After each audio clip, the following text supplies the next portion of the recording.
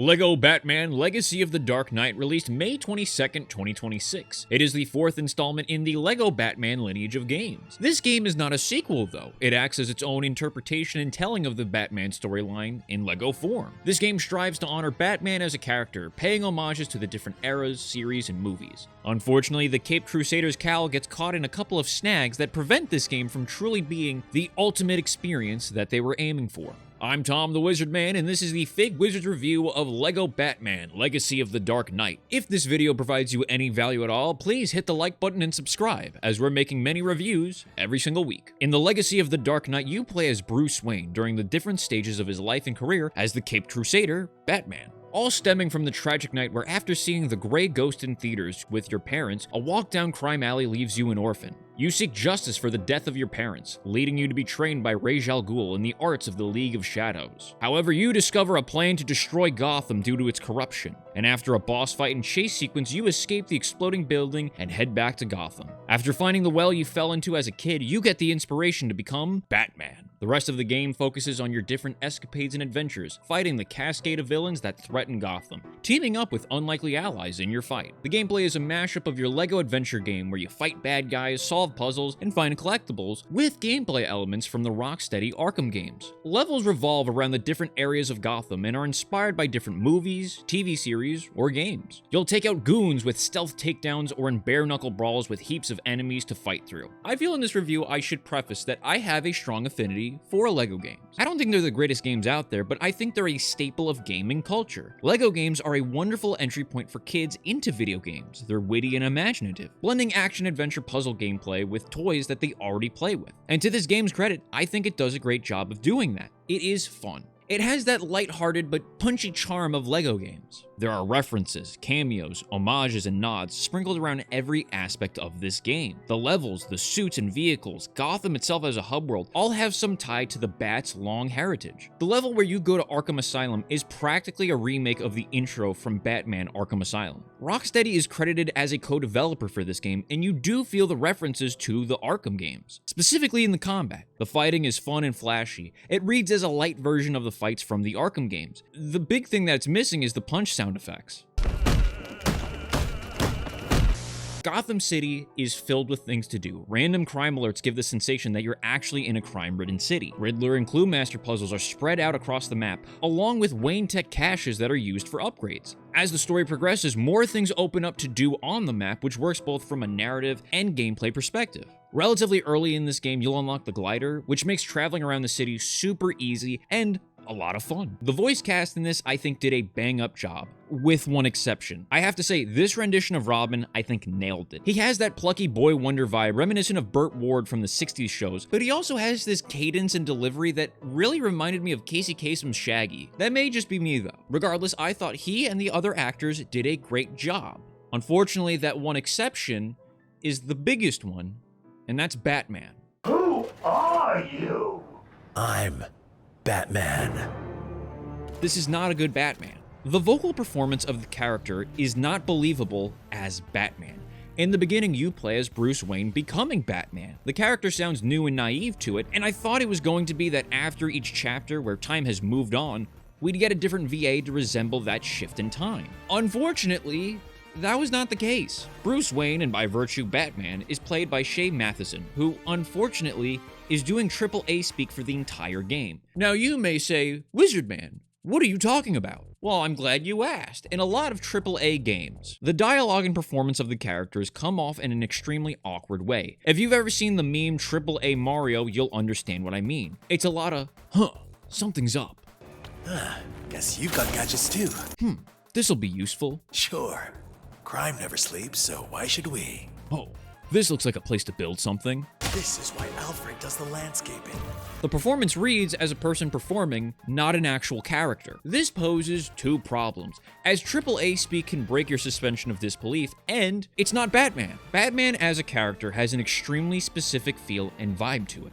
You're the world's greatest detective, prepared for almost anything. Your backup plans have backup plans. There's a certain level of confidence, but it's more reserved. You're a symbol of fear to those who'd harm others, but also humane enough to be empathetic with those who are suffering. When the character says, "I'm Batman," in response to someone doubting his abilities, you believe him. You believe he can do anything because he's Batman.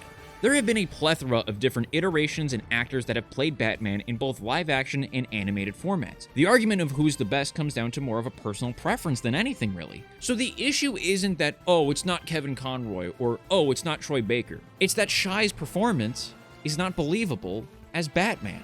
His performance teeters between AAA speak and a Christian Bale impression. It's not believable as Batman. In his defense, he didn't write the dialogue. It's hard to get the full scope of the character in this game because the characters are flanderized versions of themselves to an overly childish degree. And the issue isn't that, oh, it's a Lego game, it's supposed to be childish. Bruce Wayne's motivation as a character is the murder of his parents. In this, it's what propels him to end up accepting Ra's request to go and train with him. That moment is a core component of what makes Batman, Batman, regardless of the iteration. This game softens or doesn't include a lot of the elements that make that character who they are. In Chapter 3, you go to the circus to see the Flying Graysons, but uh-oh, Two-Face shows up. You team up with the young acrobat Dick Grayson to defeat Two-Face and save the day. At the end of it, Dick tells Batman that if he ever needs a sidekick, he'd love to do it while accidentally throwing a batarang. The batarang ricochets and cuts the ropes holding Dick's parents up, and they begin to fall. The camera cuts to a slow-motion shot of Dick's face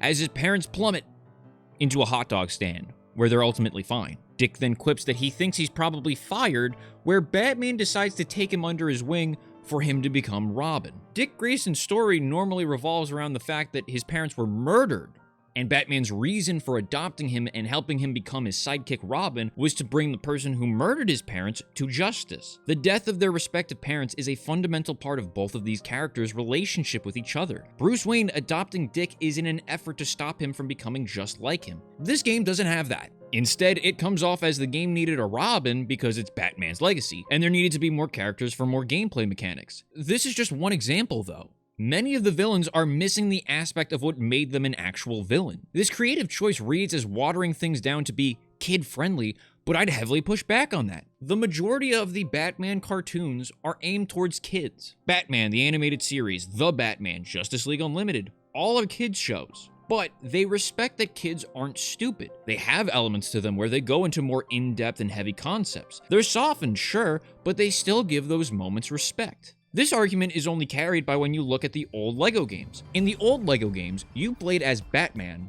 as a Lego. In this, you're a Lego playing as Batman.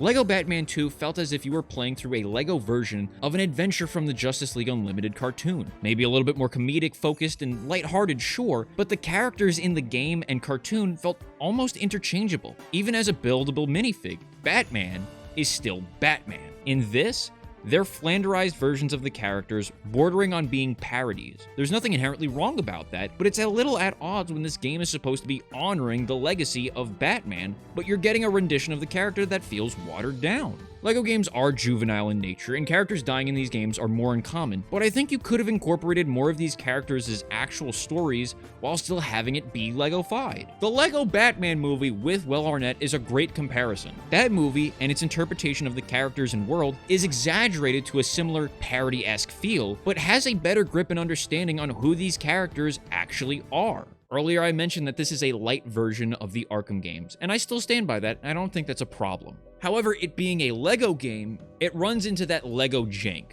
If you try to interact with an object at a weird angle, it takes a couple seconds for it to do the action. The AI for your player 2, if you're solo, will sometimes move when you didn't want it to. The game crashed one time, which isn't bad all things considered, and I haven't heard of any game-breaking glitches or achievement-stopping bugs. But at the price point it's at, I feel like there should be no issues.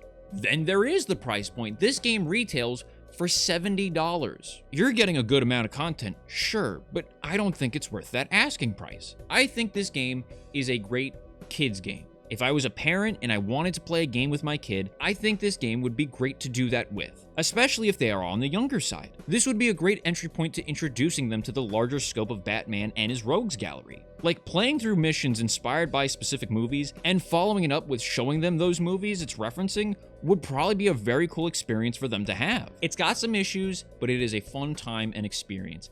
If you want to pick up this game, wait for it to get down to like $40. I think it is worth it at that point.